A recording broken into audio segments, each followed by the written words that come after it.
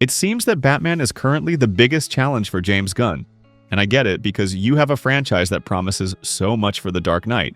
Yet he doesn't naturally belong to your narrative universe. And in a universe like the DCU, if you don't get Batman right, nothing else really works. So now Gunn is left holding a hot potato. A character whose weight carries history, expectations, and fan scrutiny all at once. And of course, we don't have to bear those responsibilities ourselves. But we can still talk about this hero in a lighter way, exploring what makes him tick, what he needs to succeed, and what sets him apart from previous cinematic interpretations. So today, here on Contingency Plans, we're diving into James Gunn's version of Batman, exploring his design, his tone, his world, and everything that might make him unique. In comparison to Matt Reeves' Batman, played by Robert Pattinson, I'm Failsafe, and this channel is dedicated to all the most powerful characters in the world of entertainment. And if you enjoy this kind of content, make sure to subscribe so you don't miss what's coming next. In this video, I'll walk you through exactly what the DCU Batman must have to work effectively in the universe we've seen so far, and to clearly stand apart from Reeves' take. So let's get started. And the first point we'll cover is precisely this difference in approach. When I think about what truly separates the Batman we met in the Matt Reeves universe from the one James Gunn is preparing to introduce, the first word that comes to mind is absurdity, or better yet, the suspension of disbelief, a concept that essentially measures how far the audience is willing to follow you when you start bending reality.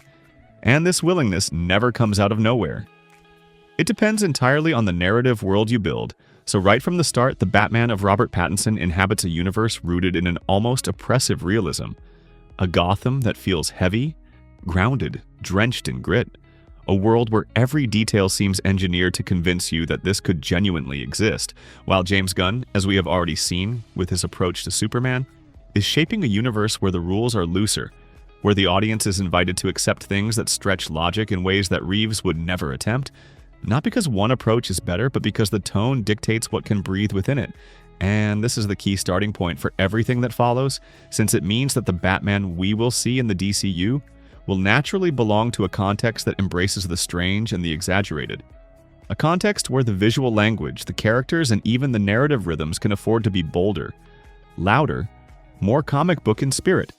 And this shift in tone is not a minor distinction, but a foundational difference that will ripple through every aspect of this new version of the character, shaping the way we perceive him, the challenges he faces, and ultimately the world he inhabits. So before diving into designs or villains or the Bat family itself, we need to keep this idea in mind, because the suspension of disbelief is the lens through which every other expectation must pass, and it is the first true dividing line between these two cinematic Batmen. Building on this idea of suspension of disbelief, the next major difference naturally concerns the roster of characters. Because once you shift the tone of a universe, you also shift the kinds of villains and allies that can logically exist within it. And this is where the contrast becomes even clearer. Since in the DCU, we already know that Clayface will appear in his full comic-accurate form, a monstrous figure capable of reshaping his body, a tragic performer whose transformation grants him abilities that would feel completely out of place in the hyper-realistic. Gotham crafted by Matt Reeves, where his counterpart, Eve Carlo, is merely a grounded reinterpretation, a survivor shaped by crime and desperation, not a shape-shifting creature of living clay. And this is precisely why absurdity becomes such a crucial element here, because Gunn's world accepts characters who stretch logic without breaking immersion, while Reeves's world relies on plausibility, grime, and physicality, a place where a monster like Clayface would shatter the tone instantly, the same way a comic-accurate Killer Croc or a Bane infused with venom would feel like intruders rather than natural inhabitants of that cinematic space. And it is no coincidence that Reeves's Joker, even in his disfigured and unsettling form, remains grounded in physical trauma, while the Riddler embodies a kind of terror rooted in reality rather than spectacle. So when we look at Gunn's approach, we should expect a playground where characters with heightened abilities, exaggerated silhouettes, and comic book origins are not only possible but welcome. A world where the bizarre sits comfortably next to the iconic, and this freedom expands the narrative possibilities enormously, allowing the new Batman to interact with villains who simply could never appear in the Reeves continuity without compromising its tone, making the roster itself a symbol of how dramatically different these two interpretations are destined to be. When we move from the roster of characters to the visual identity of Batman himself, The contrast becomes even more striking, because design is one of the clearest reflections of how a universe thinks and breathes, and the suit worn by Robert Pattinson in the Matt Reeves films embodies this perfectly. A suit built like a functional tool rather than a symbol, packed with visible seams, straps, plates, and mechanisms, every piece grounded in believable engineering. Even the chest emblem serves a practical role since it can be detached and used as a blade, reinforcing the idea that this Batman exists in a world where everything must obey a certain realism, where every gadget needs a logical purpose, and this is why that armor feels heavy, scratched, handmade, almost uncomfortable, perfectly in tune with the city that surrounds it. But in the DCU, James Gunn has the freedom to steer the design in a direction that leans closer to the comic roots, a direction that can afford to be cleaner, sleeker, less concerned with pure functionality and more with visual storytelling,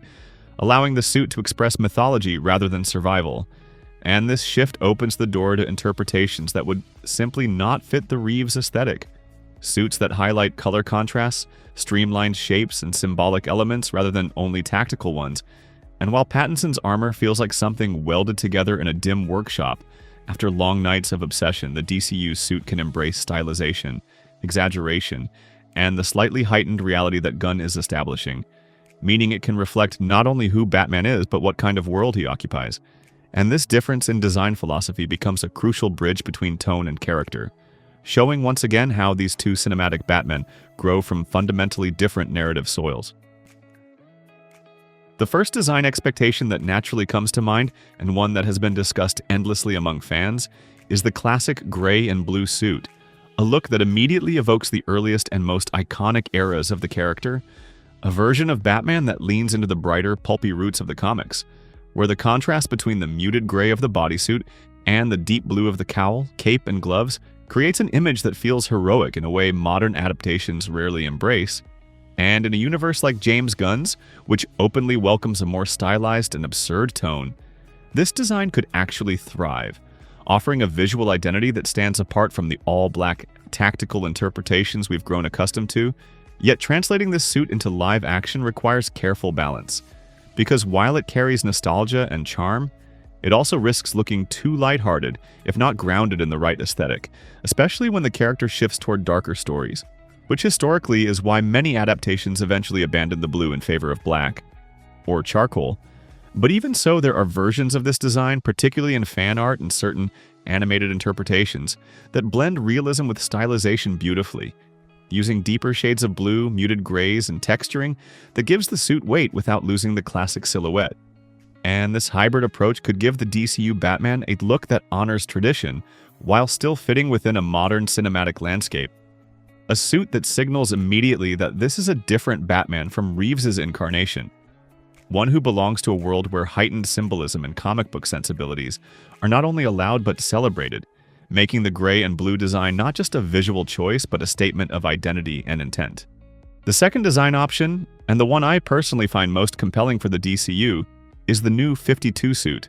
a more modern interpretation that blends familiarity with innovation, offering a look that feels grounded enough for live action while still embracing the stylized edge that James Gunn's universe seems ready to support. And what makes this design particularly effective is the way it maintains the traditional gray body contrasted with black elements, a palette that audiences already associate with cinematic Batman, avoiding the risk of reintroducing a strong blue that might clash with the tone of the larger DCU narrative. Yet it still injects personality through subtle but impactful yellow accents, especially around the emblem and the utility belt, touches that preserve a sense of comic heritage without tipping into camp. And the absence of the classic trunks keeps the silhouette sleek and contemporary, aligning with the aesthetic choices confirmed by Gunn himself, who has already stated that Superman won't feature his iconic red trunks either. So this streamlined look feels consistent with the direction of the universe as a whole, and despite being a relatively recent design in the comics, often met with skepticism simply because it lacks decades of nostalgic weight. It has a striking visual coherence, combining angular paneling with smooth surfaces in a way that suggests both mobility and protection, making it believable for an experienced crime fighter, while also visually distinct from the heavy, handcrafted feeling of Pattinson's armor. And this balance between modern realism and comic book flair could position the new 52 suit as the ideal midpoint, a costume that clearly separates the DCU Batman from previous incarnations, while giving him a strong, iconic identity that could evolve naturally across future films and stories. When we consider the age and career of the DCU Batman, we reach a turning point that helps define him not only visually but narratively, because unlike the version crafted by Matt Reeves, who is portrayed as a vigilante operating for barely a year, the Batman James Gunn intends to introduce is expected to be older, more seasoned, someone who has already endured years of conflict and growth. And while some fans worry that older might mean pushing him toward a late-stage interpretation, the reality is far more grounded, since even placing him in his mid-30s to around 40 immediately creates a meaningful gap between him and Pattinson's younger, more impulsive incarnation, a gap that reshapes the tone, the relationships, and the types of stories the character can carry, and this maturity becomes an essential tool for differentiating the two versions. Because an experienced Batman implies a history of battles fought, alliances formed, and mistakes survived, a hero who has already built patterns, routines, and scars, someone less defined by discovery and more by legacy. And while this point may seem straightforward compared to the depth of the design or tonal discussions, it serves a vital narrative function, acting as the doorway into a broader evolution of the character, setting the stage for elements that Reeves' universe, by its very nature, has not yet explored. So establishing an older Batman is not simply a detail, but a narrative anchor, one that quietly signals that the DCU's Dark Knight is stepping into the story, not as a newcomer finding his place, but as a cornerstone of a larger world, ready to introduce dynamics and relationships that only a veteran version of the character can authentically sustain. The final and perhaps most defining distinction between the two cinematic Batmen lies in the presence of the Bat family. Because while Matt Reeves' interpretation intentionally isolates Bruce, building a world where the idea of a partner like Robin feels almost incompatible with its grounded realism, the DCU is taking the opposite route, openly embracing the legacy, relationships, and emotional complexity that come with a Batman who does not operate alone. And this shift is already confirmed through the inclusion of Damian Wayne in The Brave and the Bold, a narrative choice that instantly implies years of history, conflict, and mentorship. Since Damian is not only the biological son of Bruce Wayne, but also the last in a long line of Robins, meaning that characters like Dick Grayson, Jason Todd, and Tim Drake must have already existed in this universe, whether or not they all appear immediately. And this simple fact expands the storytelling possibilities enormously, giving space to explore tensions, loyalties, and generational contrast that a solitary Batman could never fully express, because while many people imagine Batman as a loner, the truth is that he has one of the widest networks of allies in the entire DC universe, a paradox that becomes a fascinating tool when portrayed on screen, allowing the DCU Batman to feel richer, fuller, and more emotionally layered than versions confined to isolation. And even if we do not see every member of the Bat family from the start, their presence in the background shapes the tone and identity of this incarnation, creating a world where mentorship, legacy, and shared responsibility are central themes, making the dynamic of a team not a distraction but an evolution of Batman himself. And as this video comes to a close, that idea becomes the perfect synthesis of everything discussed. A Batman born from a more absurd universe, dressed in a suit that embraces comic heritage, older, seasoned, and surrounded by allies who define his legacy. And with that said, thank you so much for being here on Contingency Plans. I'm Failsafe, and I'll see you very soon with the next piece of content. Make sure to subscribe and stay tuned for everything coming next.